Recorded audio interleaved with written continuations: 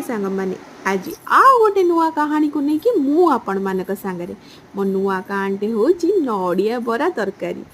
नड़िया बरा तरकारी क्या भल लगे मते तो बहुत भल लगे तरकारी ठार बड़ाटा मते बहुत पसंद बरा हो मु दुई चार्टा जमी आगे नहीं कि खाइनिए।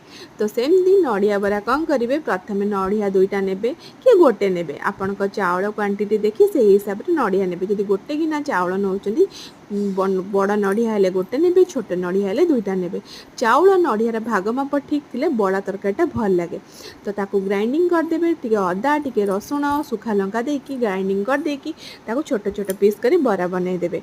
नड़िया बड़े तेल बेसी दरकार पड़ेनी कहीं नड़िया तेल थाए। तापर कौन करेंगे कड़ाई तेल देबे पियाज रसुण अदा टमाटर आउ किछि नड़िया पकई देकी ग्राइंडिंग करदेबे।